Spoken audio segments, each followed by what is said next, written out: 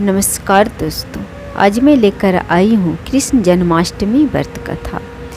भाद्रपद के कृष्ण पक्ष की अष्टमी के दिन भगवान श्री कृष्ण पृथ्वी पर अवतरित हुए थे। द्वापर युग में भोजवंशी राजा उग्रसेन मथुरा में राज करता था। उसके आताई पुत्र कंस ने उसे गद्दी से उतार दिया और स्वयं मथुरा का राजा बन बैठा।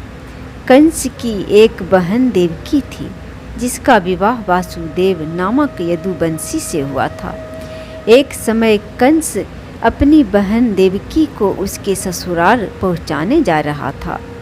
रास्ते में आकाशवाणी हुई, हे कंस, जिस देवकी को तू बड़े प्रेम से ले जा रहा है, उसी में तेरा काल बसता है। इसी के गर्भ से उत्पन्न 8वां बालक तेरा वध करेगा। यह सुनकर कंस वासुदेव को मारने के लिए उठा। तब देवकी ने उसे विनयपूर्वक कहा, मेरे गर्भ से जो संतान होगी उसे मैं तुम्हारे सामने ला दूंगी। बहनोई को मारने से क्या लाभ है। कंस ने देवकी की बात मान ली और मथुरा वापस चला गया। उसने वासुदेव और देवकी को कारागृह में डाल दिया। वासुदेव देवकी के एक एक करके 7 पुत्र हुए और 7 को जन्म लेते ही कंस ने मार डाला। अब 8वां पुत्र होने वाला था। कारागार में उन पर कड़े पहरे बैठा दिए गए। उसी समय नंद की पत्नी यशोदा को भी एक कन्या ने जन्म लिया। उन्होंने वासुदेव देवकी के दुखी जीवन को देखकर 8वें बच्चे की रक्षा का उपाय रचा।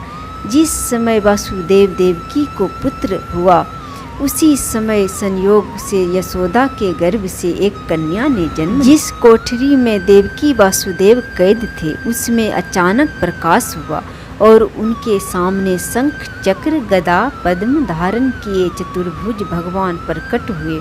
दोनों भगवान के चरणों में गिर पड़े।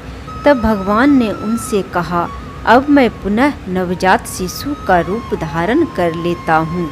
तुम मुझे इसी समय अपने मित्र नंद जी के घर वृंदावन में भेज जाओ। उनके यहाँ जो कन्या जन्मी है उसे लाकर कंस के हवाले कर दो। इस समय वातावरण अनुकूल नहीं है, फिर भी तुम चिंता न करो। मैं वासुदेव नवजात शिशु रूप श्री कृष्ण को सूप में रखकर कारागार से निकल पड़े और अथाह यमुना को पार कर नंद जी के घर पहुँचे। वहाँ उन्होंने नवजात शिशु को यशोदा के साथ सुला दिया और कन्या को लेकर मथुरा आ गए।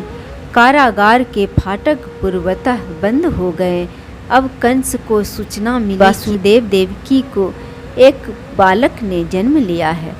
उसने बंदी गृह में जाकर देवकी के हाथ से नवजात कन्या को छीनकर पृथ्वी पर पटकना चाहा, परंतु वह कन्या आकाश में उड़ गई और वहां से कहा, अरे मूर्ख, मुझे मारने से क्या होगा।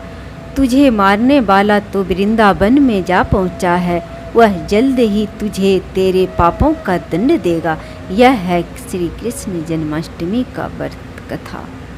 जय श्री कृष्ण।